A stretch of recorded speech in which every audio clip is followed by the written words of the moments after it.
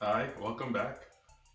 This video, we're just going to be talking about the things we noticed early on in the kids that gave us a little bit of hint into their journey into having autism and ADHD. What we noticed first it was Delson. Delson was pretty much screaming all day long and running into walls. Well, the screaming was one thing, but the running into walls was kind of weird to us. So we were like, "What's going on?" Because he was just a normal kid. Well, to us, and then out of the blue, he would just start screaming at the top of his lungs like something was wrong, and then would run straight into walls, which was weird to us. And the other thing we noticed was um, he had just turned two, I think. Hmm. Yeah, he had just turned two, and he was doing the normal 2 year old mama, dada. He'll point to what he wants. He'll direct you to what he needed, and he completely regressed to where he couldn't even tell you that. So after I don't know how long did we wait. In just a couple of weeks. Yeah, after a couple weeks of that, we couldn't take it anymore. So We went to the pediatrician pediatrician. and asked him about having them checked out for behavioral delays and speech delays. And And then when we got there, the pediatrician couldn't even touch him because he was screaming so much. And then the pediatrician was like, "I know what's going on." I'm like, "Well, what?" He's like, "It. He might have autism."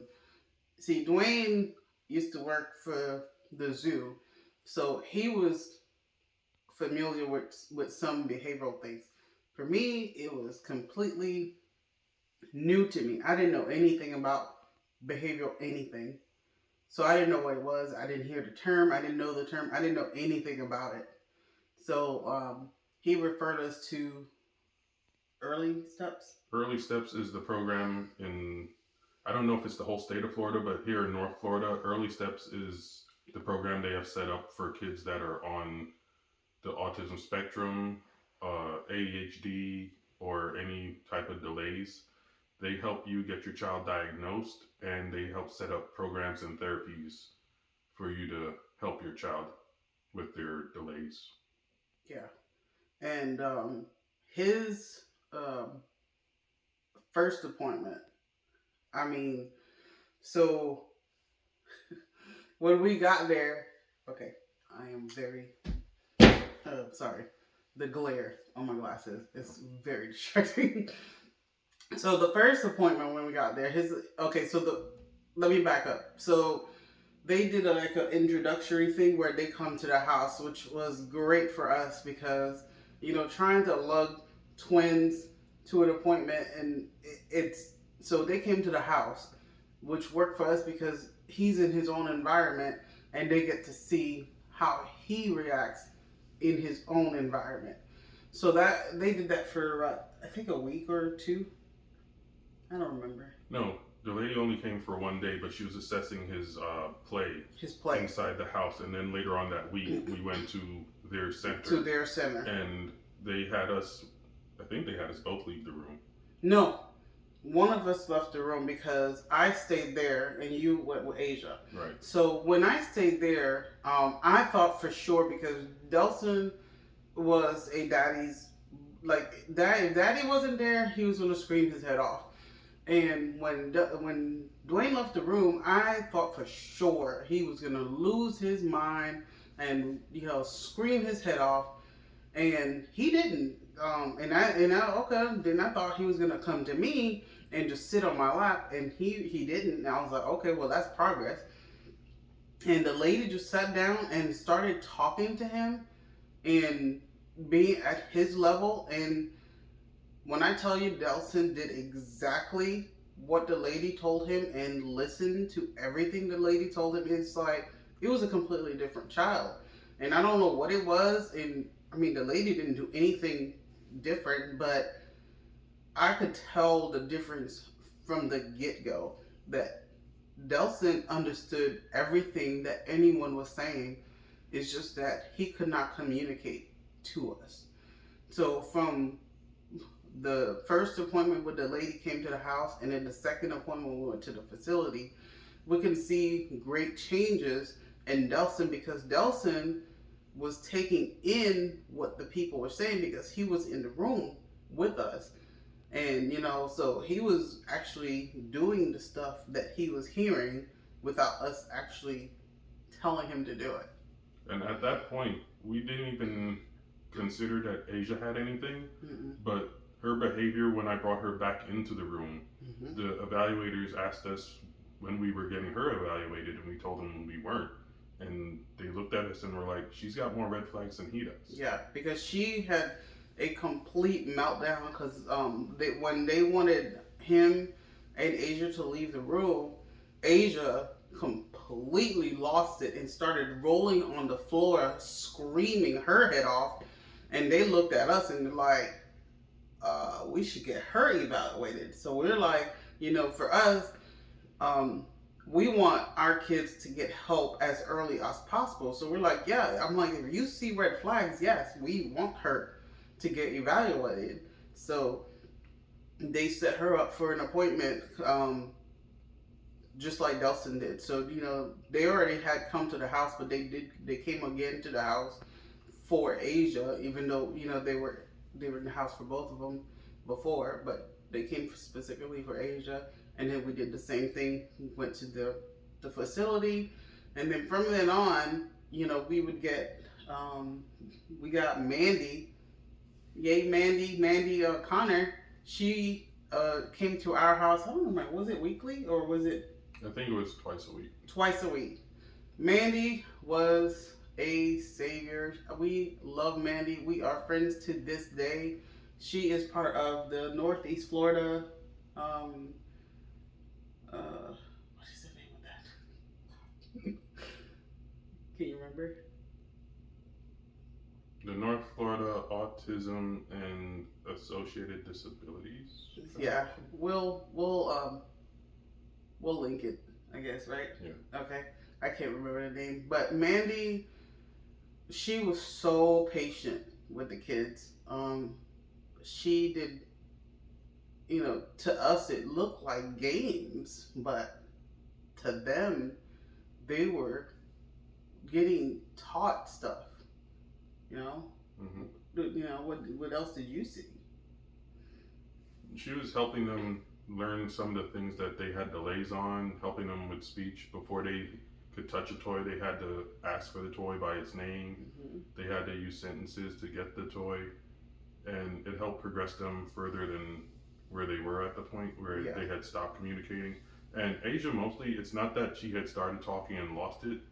They had, because they're twins, they had the twin speak, where they had their own language and communicated back and forth with each other with it. So Mandy helped break them out of that, which they didn't fully drop until they got into the pre-K program. Oh, and the other thing that we had noticed about, I noticed, but I don't know I didn't know it was autism. Remember in the first video I told you Delson was doing this number all day? Well, that was one form of autism. And then when he went from belly crawling to straight up standing and not crawling on his hands and knees, that was another form because of the sensation on his hands and his knees. And then the other thing was, how when kids play with toys? Well, my kids would line up their toys in a straight line, just straight line. And when that first lady had come to the house to assess, their behavior at home, she told us, she said, when they start lining up their toys like that, she's like, knock it down. Don't let them do that, because you don't want them to continue that behavior. I was like, oh, I thought it was just, normal. I didn't know that was something that they do, even till this day, sometimes, when they'll line up their little things or line up a whole train of toys around the house. They'll make a whole train if we let them all the way through the house. But, every now and then you'll see some traits. some people nowadays, now they'll come to the house, or if they see them, just like, oh, we don't see the autism, and our answer to that is, you're welcome, because we started early. We wanted our kids to thrive early. So Delson got diagnosed at 2 Hmm. with autism, and Asia got diagnosed at 3. She was, well, she was 3, but it was only delayed because we started doing stuff with him Right. and didn't realize it. So her diagnosis was a little bit late, but because we had got him started in the program and she was right there, she had already started in the Right. processes with him. Yeah. So it was pretty much the same time. It was the same time, because when they came to the house to help, they were both there. It wasn't that whenever they came for Delson, Asia had to leave the room. No, they worked with both of them. So when it was Asia's appointment, Delson was there. When it was Delson's appointment, Asia was there. So yes, she was getting the help at the same time Delson was, but her diagnosis wasn't until she was 3. And then, because they were both diagnosed with autism early on, and they had the assistance of early steps, they were able to start school at 3 years old. So they were at pre-K at an elementary school at the day they turned 3. Well, it was their birthday, so their 3rd birthday. Yeah, it was their birthday, so we didn't have them start that day. So the next day we had them start school. So they were babies, and they were at school. But it was great for them, because they are reading. So Delson is reading at a 5th grade level. A 5th grade level, and he's just now going to 2nd grade. He's going 2nd grade, and he's at a 4th grade level in math. Asia is reading at a fourth grade level, and I think she's a 3rd grade level math. No, it's 4th grade level math as well. Yeah. And she's 2 is going to 2nd grade. So it has helped. It has helped them thrive.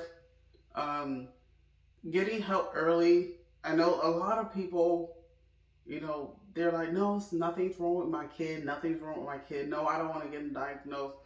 It's nothing to be ashamed of. It helps them. Yeah, put your pride away and help your child. Yeah, it helps them a lot. And the thing is, the kid, they want to be helped. It's just they don't know how to ask. Especially when they're that young, at 2, and they don't know words. They don't know how to put them together. So when we got them to help, it's not like they could ask us. His screaming was a cry for help. It's just that we didn't know what it was, but we just knew that wasn't it. That wasn't it. So we got him the help, but in the process of getting him the help, and because whenever we take one child somewhere, we always take the other one. We don't go find a babysitter. We take them both. They saw the red flag in the other one while we're trying to get the help of the first one. And, they were afraid to tell us that, they saw the red flag. I'm like, no, we're not afraid to get them the help. It's like, if you see something, please let us know, because we want to get them the help. We don't want to delay anything. And then I think when they were in school, because I think Asia got diagnosed at 3, but she got diagnosed later in the year, because the teacher said when she got to the school, she could see that Asia was already autistic, but she didn't want to say anything to us. I'm like, why? Why not say something to us? We're trying to get them help. But then, I think, was it the next year that they were diagnosed with ADHD? Yes. So we knew that they were hyper, very hyper, and we were like, oh, okay. So we were like, so we need to find out what's going on with that.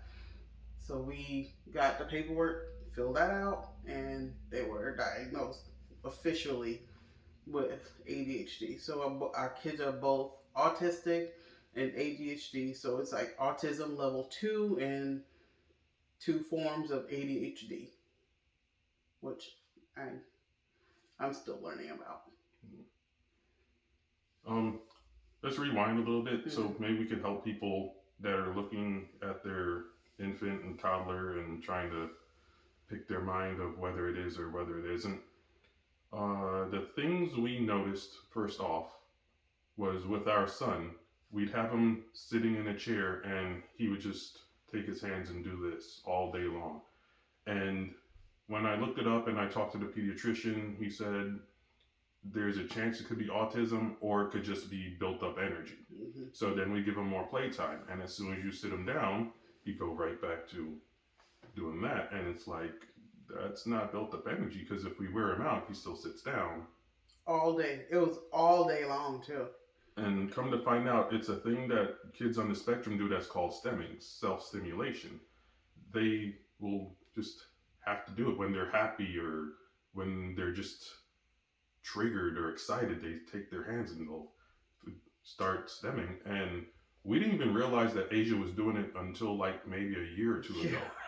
Because she'll incorporate it when she's already bouncing around and jumping around, and then you'll just see her hands flapping around, and it's like, oh, she does do it. Yeah, we recently noticed. Yeah, she does it. We just never really, because she bounces around so much. If you seen our daughter, she's bouncing around constantly all the time. What else did Delson do that made us think about it? There was the skipping the whole crawl. Crawl. He didn't full on skip it. It's just that he went from being on his tummy and scooting to crawling maybe for a day. And then it was Asia first learned to grab on the ledges and hold herself up. Once he learned to do that, he realized, oh wait, I can be upright. And he just started walking. Yeah. Which the first day he tried walking, I knocked him down because she was at work. I'm like, no, you can't do that till mommy gets home. So then when she got home and he tried doing it, I'm like, look, he's walking.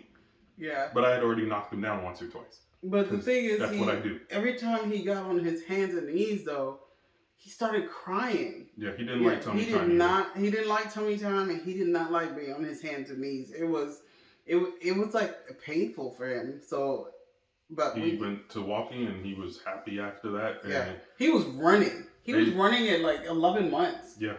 Asia didn't start walking until right after their first birthday. Yeah, I think it was like 2 days after their first birthday it was like party. A week. Yeah. And she didn't even walk. She spent the whole day just being herself crawling. Then she comes home from work, walks in the door, and I wasn't paying attention. And I'm like... And she goes, oh, Asia's walking? I'm like, no, she's what? And there's this little girl just walking. And she hasn't stopped walking since. I'm like, what? Well, the way it worked out is every day I come home, and this was when we were at the old house. Every day I come home, it's the same thing. Delson walks around the corner, and then here comes Asia crawling around the corner. Every day, Delson walks around the corner, and then Asia crawls around the corner. And then that day, Delson walks. This is what I'm expecting. Delson walking around the corner, and then Asia crawling, and I'm like, oh, Asia's walking? And he's like, what? Asia's walking? And I'm like, you didn't do that? She spent the whole rest of the day. She didn't fall or anything. She just walked like it was normal for her. I'm like, okay, I guess she does know how to walk. She was just waiting for me to get home. Yeah.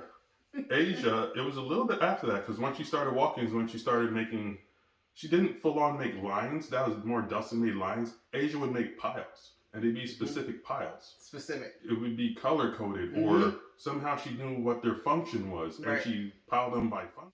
But sometimes you're going to go through this stuff and notice stuff, and you'll ask other parents, and they're going to tell you, oh no, my child did that, it's normal. If you have a thought or just a little glimpse in your mind that this doesn't seem right to me, go to your pediatrician, get it checked out. Investigate it. If you have any... Look, that parental instinct is for real. Like, if you have any inkling or any just question, if you have a question in your mind, you investigate it, because that parental instinct is for real. Like, we thought we were like, what is going on? We were first time parents, so of course, we didn't have the experience. We didn't know. All of this was new to us. So we questioned it. We were like, what is going on? And look at this. Like, our kids were autistic. And had we not questioned it, I don't know if my son would be as talkative as he is right now. We can't get the kid to stop talking. But before, he regressed. He went from being able to say a few words to not talking at all. To, he couldn't even point. He used to be able to push you to what, like, let's say if he wanted milk or something, he would push you to the fridge and then point to what he wanted. He couldn't even do that anymore, and so he completely regressed to the point now. I mean, the kid can talk your ear off, Okay. like literally. And if you have the feeling that your child has maybe a delay or is on the spectrum, don't be too prideful. Don't have people talk you out of it. Get them checked out. It's better to be safe than sorry. Right. Because you're going to have family and friends that tell you, oh no, it's normal, it's fine, just it'll work itself out. I even had a family member, not calling anyone out, not trying to shame anyone, but I had a family member tell me, oh, put them in daycare and all that will go away. That wasn't going to fix it. It takes therapy. It takes medical appointments. We have lots of medical appointments that we have, and we have to take them to, and there's therapies that they have to go through, and that is what's got them here.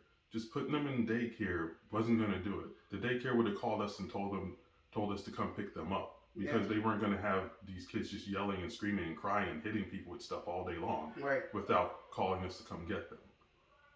There's lots of things you're going to go through if your child is on the spectrum that your family and friends aren't going to know what to do with. They're not going to know how to deal with it. You have to reach out and get them the help that they need.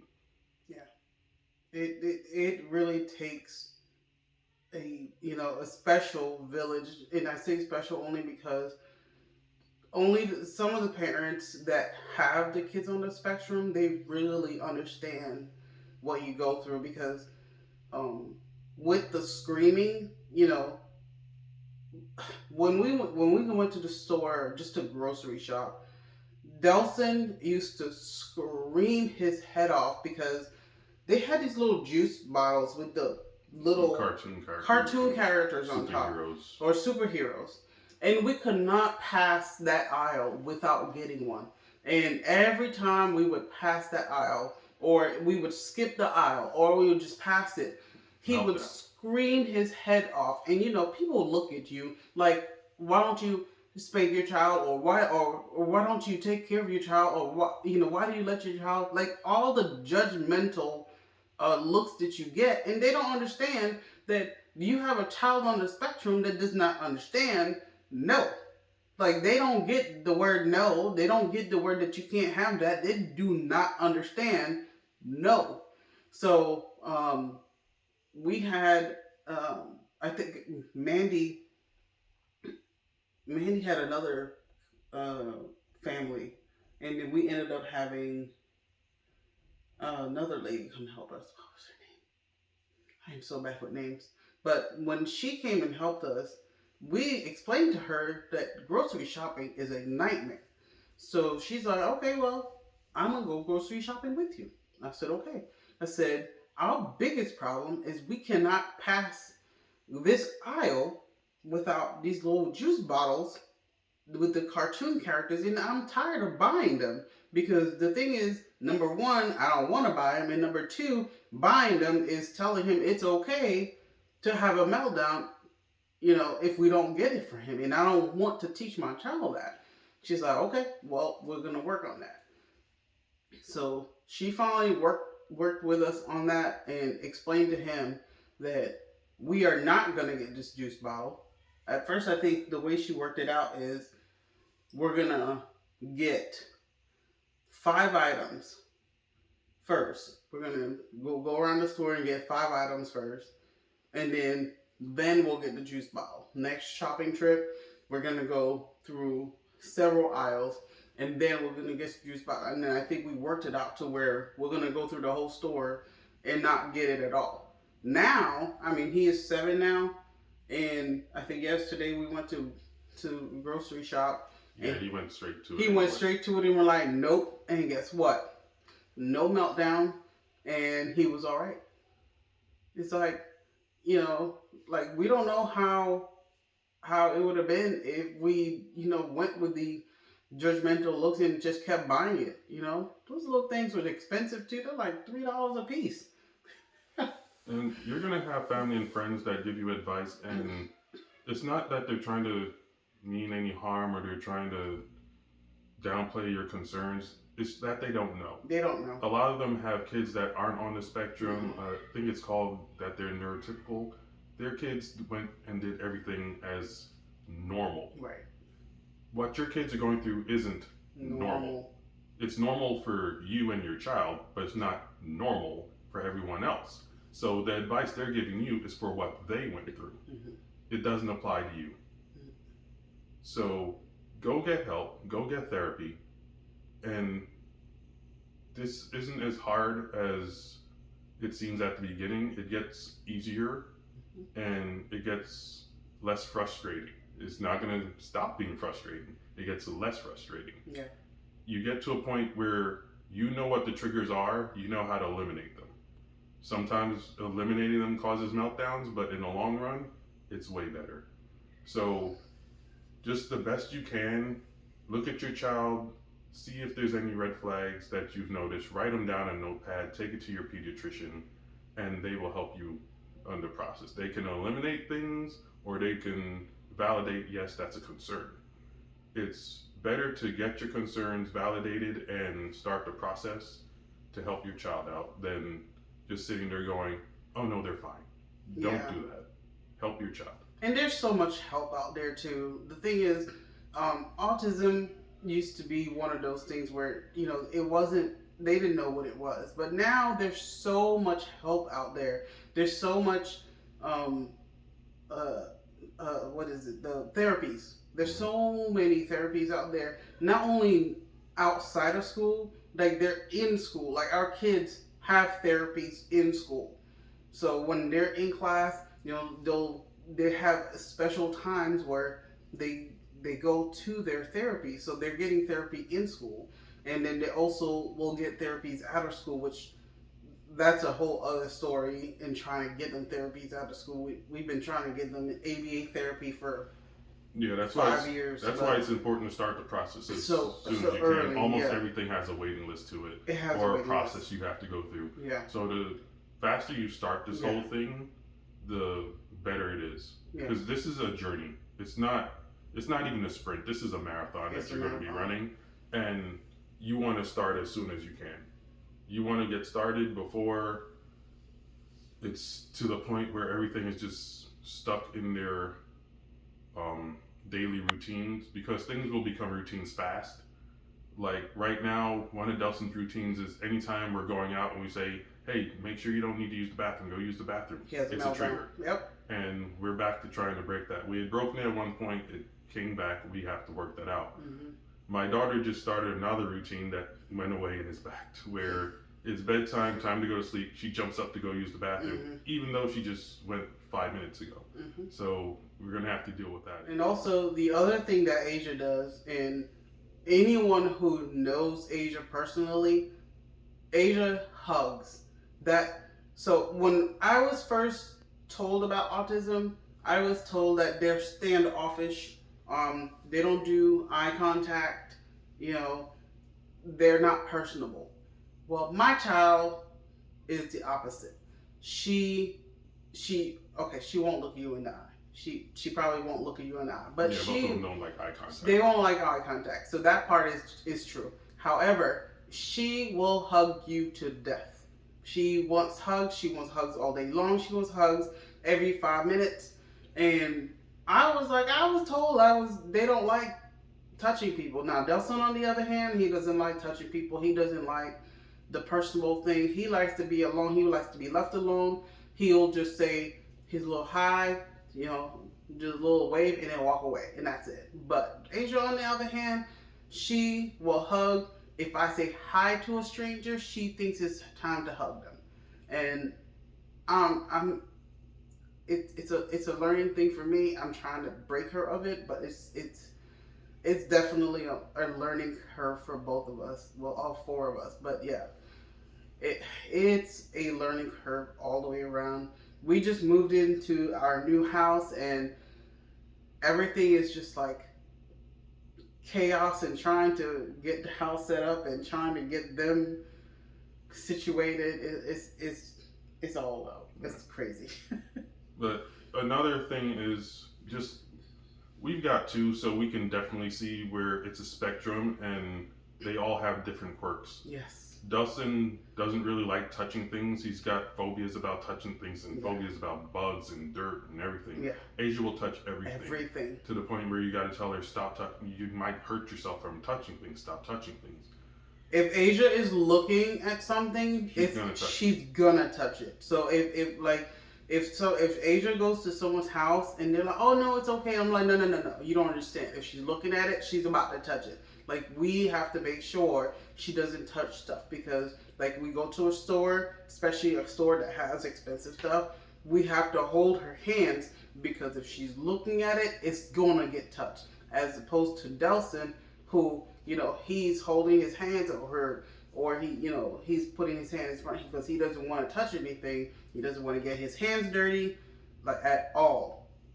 So yeah, it's definitely complete opposite. So to summarize, keep an eye on what you're concerned about. Have a note paper and just write stuff down. Yeah. Look for flapping. Look for no eye contact.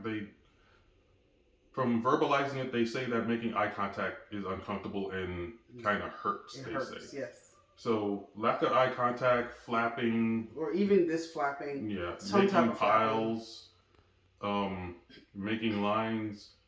If you notice it, write it down. Take it to your pediatrician. Starting therapy early is the key to this Is the thing. way to go. Yes. And if you need any advice or help, drop us a comment, send us a note. We'll help you out. We've been through it, and that's part of it. You'll join a community if your child is on the spectrum. You'll join a community of parents that will help you through this. We've all gone through it. We know what you're going through. We will help. So, time to wrap up the video. Click like, subscribe, all that. If you want to. You don't have to. You don't have if you to. want to, click like, subscribe, all that. There's a bell that'll notify you when we post things. We'll be here to answer questions if you have them.